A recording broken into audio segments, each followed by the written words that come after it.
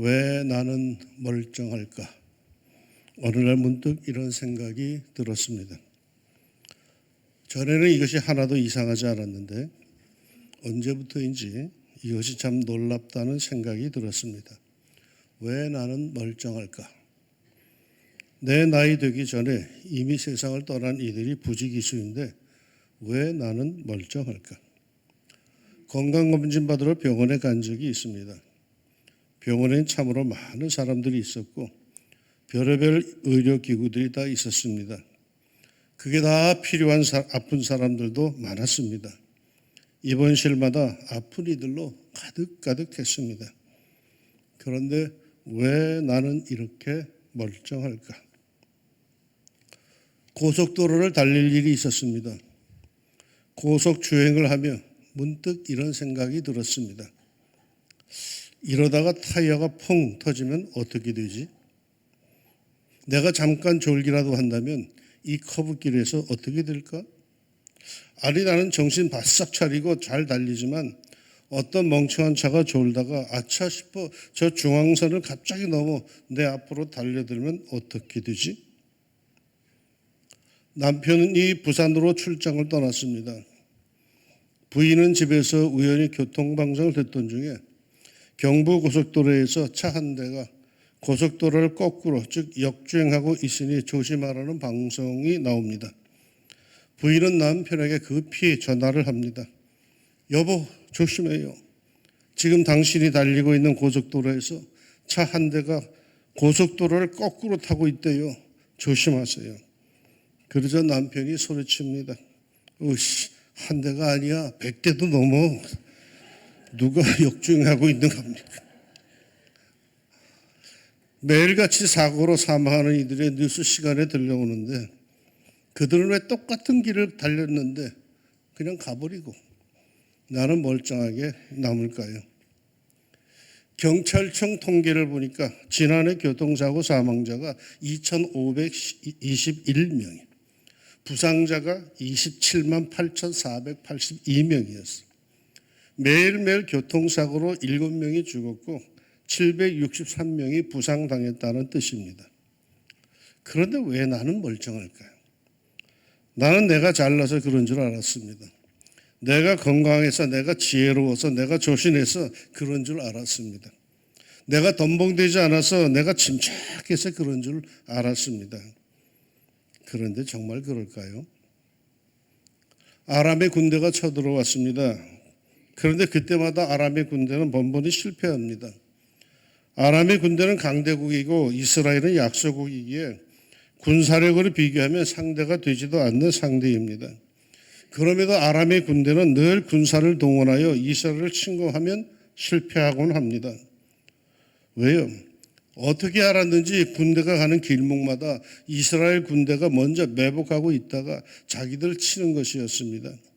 심지어 밀실에서 작전 회의를 하고 전쟁터에 나가도 어떻게 알았는지 그 비밀 회의의 내용을 이미 다 알고 있는 듯 했습니다. 상황이 이렇게 되자 아람의 왕은 고민하기 시작합니다. 이거 분명히 내부 첩자가 있다. 이스라엘과 내통자가 있다. 그래서 그 내통자를 잡으려고 했더니 신하 중에 하나가 이렇게 말을 합니다. 우리 주 왕이여 아니로소이다. 오직 이스라엘 선지자 엘리사가 왕이 침실에서 하신 말씀을 이스라엘의 왕에게 고하니이다. 엘리사가 누구입니까?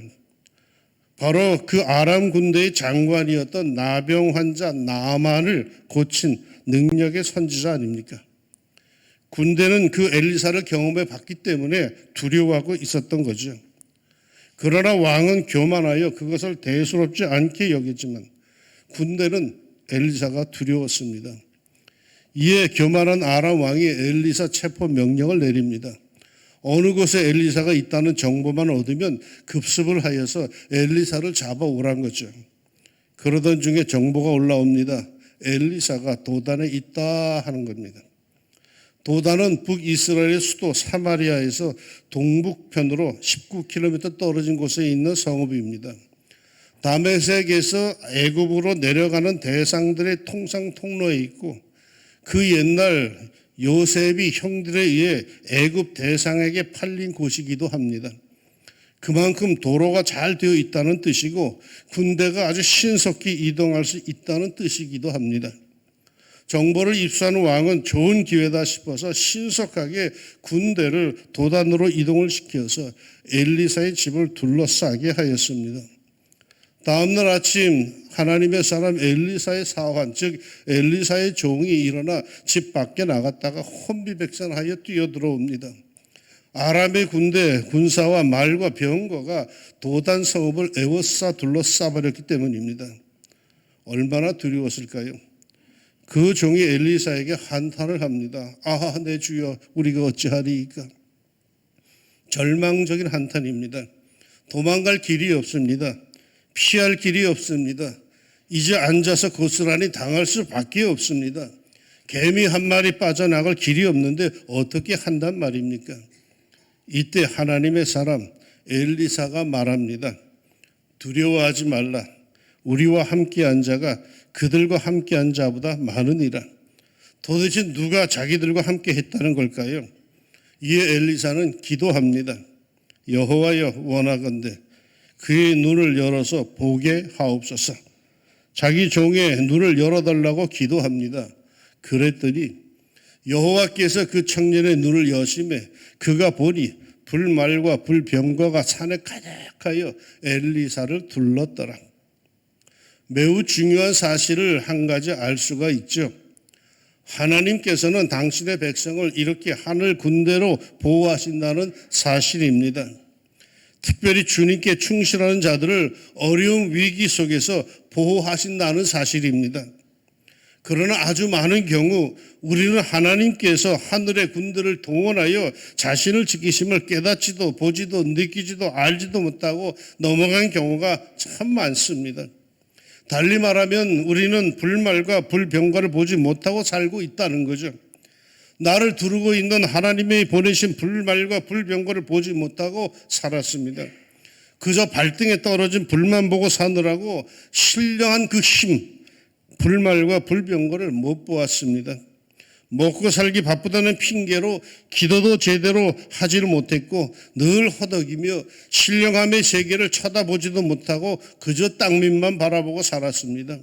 오로지 눈앞의 떡에만 온 관심과 신경을 쓰고 살았지 사람이 떡으로만 사는 것이 아니라 하나님의 입에서 나오는 말씀으로 산다라고 하는 예수님의 말씀을 기억도 못하고 살았습니다. 그러게 늘 근심 걱정 속에 살았고 제법 된다 싶을 때는 교만 속에 살았습니다. 잘 풀리고 제법 수입이 좋을 때는 자기가 잘나서 그런 줄로만 알았고 풀리지 않을 때에는 왜 축복하신다며 이러시느냐고 불평하며 불안 속에 살았습니다. 이 시간 우리 하나님께서 우리의 눈을 열어주시기를 소망합니다. 불말과 불병거를 볼 수 있도록 영안을 열어주시기를 소망합니다. 두려움에 벌벌 떠는 이들에게 평안함이 깃들 수 있도록 영안을 열어주시고 내 삶을 둘러 진치고 있는 마하나임 하늘의 군대를 볼 수 있게 해주시기를 간구합니다. 왜 나는 멀쩡할까요? 통계청 자료에 의하면 여러분 작년에 세상을 떠난 사람들이 35만 8,400명이랍니다. 매일 원하든 원치 않든 이 세상을 떠나는 사람들이 982명이나 되었고 말씀드린 대로 매일 교통사고로 부상을 당하는 사람들이 763명이나 된다는데 어째서 나는 멀쩡한가 말이죠. 여러분이 믿든 안 믿든 성경은 이렇게 말하고 있습니다. 여호와는 너를 지키시는 이시라. 여호와께서 내 오른쪽에서 내 그늘이 되시나니 낮에 해가 너를 상하게 하지 아니하며 밤의 달도 너를 해치지 아니하리로다. 이는 그가 너를 새 사냥꾼의 올무에서와 심한 전염병에서 건지실 것이미로다. 그가 너를 그의 깃으로 덮으시리니 내가 그의 날개 아래에 피하리로다. 그의 진실함은 방패와 손방패가 되시나니 너는 밤에 찾아오는 공포와 낮에 날아드는 화살과 어두울 때 퍼지는 전염병과 밝을 때 닥쳐오는 재앙을 두려워하지 아니하리로다. 1000명이 내 왼쪽에서 10,000명이 내 오른쪽에서 엎드러지나 이 재앙이 내게 가까이 하지 못하리로다. 네가 말하기를 여호와는 나의 피난처시라 하고 지존자를 너의 거처로 삼았으므로 화가 내게 미치지 못하며 재앙이 네 장막에 가까이 오지 못하리니 그가 너를 위하여 그의 천사들을 명령하사 내 모든 길에서 너를 지키게 하심이라. 이 말씀을 믿으십니까? 내가 멀쩡한 이유가 뭡니까? 성도들이 멀쩡한 이유가 뭡니까? 물론 하나님께서 부르실 때야 별 도리가 없겠지만, 하나님께서 특별히 가르치시고 책망하실 때야 도리가 없겠지만, 그러나 평상시 이 사고 많고 말썽 많은 위험한 세상에서 멀쩡하게 살아가는 이유는 뭡니까? 내가 너와 함께 있어 네가 어디로 가든지 너를 지키며 너를 이끌어 이 땅으로 돌아오게 할지라. 내가 네게 허락한 것을 다 이루기까지 너를 떠나지 아니하리라. 여러분은 늘 이러한 축도를 받고 세상으로 나가는 것을 아십니까? 온전한 예배를 하나님께 드리고 교회의 문을 나설 때마다 매번 하나님의 이 축도가 여러분의 삶의 현장에 있음을 아십니까? 여호와는 네게 복을 주시고 너를 지키시기를 원하며, 그 살벌한 삶의 현장에 비록 내가 못 보더라도 여호와 하나님의 보호하심과 복이 우리에게 있음을 믿으십니까? 그분이 나를 떠나지 아니하시고 나를 굳게 붙드심을 정말 믿으십니까? 더더구나 시편 37편 24절에 그는 넘어지나 아주 엎드러지지 아니함은 여호와께서 그의 손으로 붙드심이로다. 설령 넘어지는 한이 있더라도 그 와중에 하나님께서 나를 붙드심을 나는 믿습니다. 이 찬송 혹시 가사 아십니까? 하나님은 너를 만드신 분, 너를 가장 많이 알고 계시며, 하나님은 너를 만드신 분, 너를 가장 깊이 이해하신단다. 하나님은 너를 지키시는 분, 너를 절대 포기하지 않으며, 하나님은 너를 지키시는 분, 너를 쉬지 않고 지켜보신단다.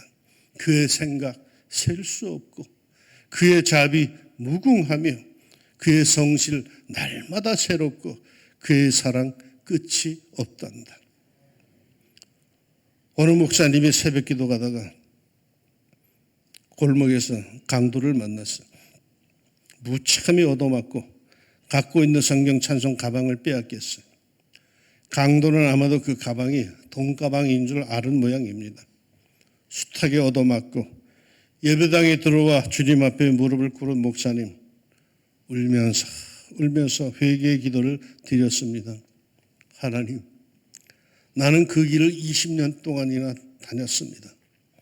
새벽길, 한밤중길, 가릴 것 없이 시도 때도 없이 20여 년을 다녔습니다. 그런데 주님, 용서하십시오. 제가 그 길을 다니며 한 번도 주님께 감사를 드린 적이 없습니다. 오늘과 같은 그런 위험이 깔려있는 그 어두운 길이요, 위험한 길이었는데 한 번도, 단 한 번도 강도 만나지 않고 넘어지지 않고 위협당하지 않고 다닌 것에 대해서 감사한 적이 없습니다. 용서하십시오. 내가 가는 길, 내가 살아가는 길, 내가 숨쉬고 내가 일하고 내가 사랑하고 사는 내 모든 길에 우리 예수님께서 나와 함께 하시며 우리 하나님께서 당신의 천사들을 보내시고 때로는 당신의 군대, 하늘의 불말과 불병거를 보내어 나를 위험한 지경에서 건져내시고 구하여 주셨는데, 나는 눈이 어두워서 내 눈은 육신에만 눈이 뻘개져 살았지 단 한 번도 하나님께서 보내신 하늘의 군대를 보지 못하고 느끼지 못하고 거저 내 잘난 맛에 살았다고 교만을 떨었습니다. 하나님께서 잠깐이라도 나를 놓으셨으면 내 인생이 휘청거리며 혼란 속에 휩싸여 들 것은 뻔한 일인데 나는 하나님께 감사드리지를 못했습니다. 하나님께 감사합시다. 종종 신세진이에게 감사하느라 정신이 없는데 정작 우리가 감사해야 할 이는 하나님 아닙니까? 하나님께서 우리를 붙들어 주셨고 하나님께서 우리의 앞길을 인도하셨고 하나님께서 우리에게 날아드는 그 모든 악한 역사를 막아주셨습니다. 내가 미처 깨닫지 못하는 그 순간에도 하나님께서는 나를 당신의 품 안에 품어주시고 나를 지켜주셨습니다. 아까 조금 전에 소개한 찬송가 복음성가 2절이 가사가 이렇습니다. 아시는 분들 한번 함께 불러볼까요?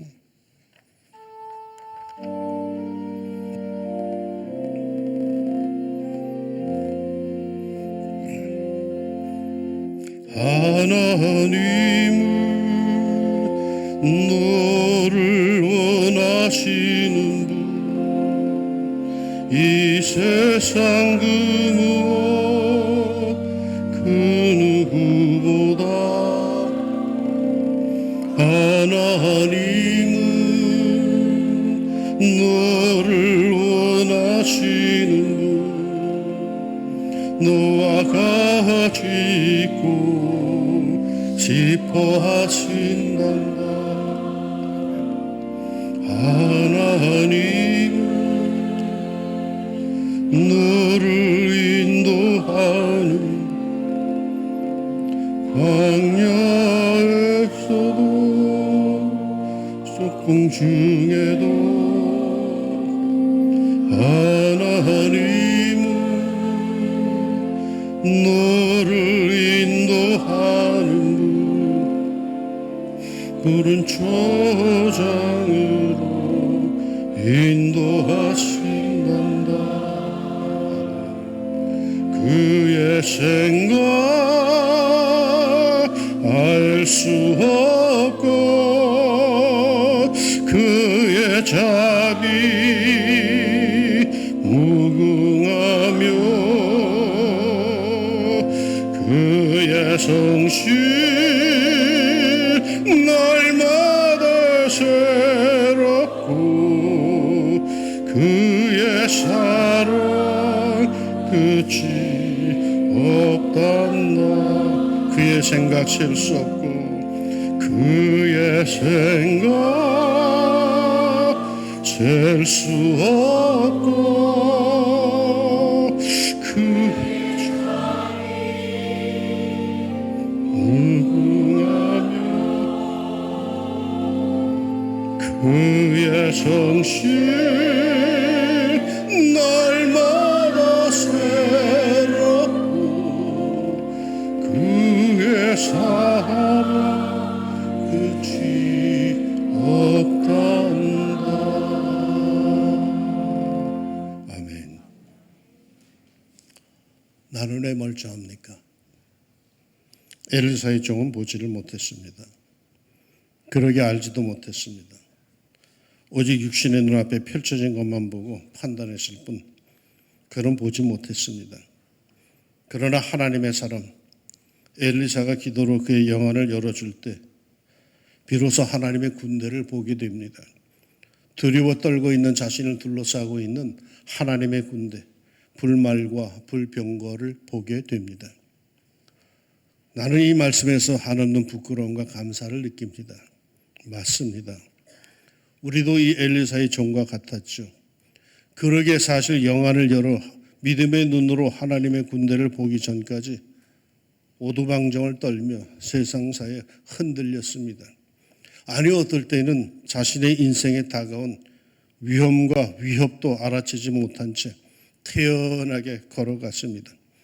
한 걸음만 더 앞으로 발을 내디뎠다면, 조금만 더 성급하게 튀어나갔다면 내 인생은 그 순간 종치는 것이었는데 하나님의 군대가 내 발을 잡고 내 급한 성격을 잡고 내 팔을 꽉 붙들어 한순간 한 템포 늦추는 바람에 살게 된 것인데 그것도 모르고 재수가 좋아서 그랬다고, 아니 자신에게는 당연히 그런 행운이 따라오는 법이라고, 눈앞까지 다가온 죽음의 위협에 하나님께서 자신을 품 안에 감싸신 것도 모르고 그저 자기 잘난 맛으로 살았던 것이죠.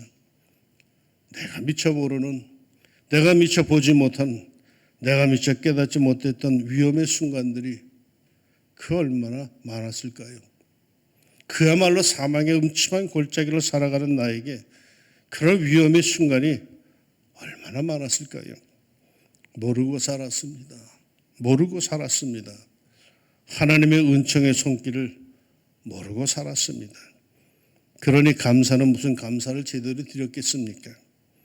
내가 모르는 순간, 그 위기의 순간, 그 한 발 내딛는 순간, 무너질 그 위험 속에 여호와는 너를 지키시는 자라 하시는 그 말씀이 여호와는 네게 복을 주시고 지키시길 원하며 라는 축복대로 우리 하나님께서 하늘 군대를 동원하여 나를 지키셨음을 믿습니다. 내가 너와 함께 있어 네가 어디로 가든지 너를 지키며 내가 네게 허락한 것을 다 이루기까지 너를 떠나지 아니하리라. 볼지어다 내가 세상 끝날까지 너희와 항상 함께 있으리라 하신 그 임마누엘 우리 예수님께서 온몸으로 내게 날아드는 저주의 화살과 심판의 돌멩이를 막아 주셨습니다. 나는 내가 잘나서 내가 운이 좋아서 내가 똑똑해서 그런 줄 알지만 주님께서 내 인생 내 삶을 지켜주셨습니다. 이 시간 우리 하나님께 감사합시다. 아니 감사하지 못했음을 용서해달라고 기도도 합시다. 2025년 상반기를 마감하는 6월 마지막 주일 뒤를 돌아보며 순간순간 감사하지 못했음을 고백하며 회개합시다. 그리고 2025년 하반기 여전히 하나님께서 나를 지키시고 붙드시고 인도하심을 믿고 감사함으로 출발합시다. 임마누엘의 하나님이 여호와 이레의 하나님으로 복을 주셔서 여호와 니시 승리하는 왕중 성도의 하반기 세월이 되기를 우리 주님의 이름으로 축원합니다. 기도합시다.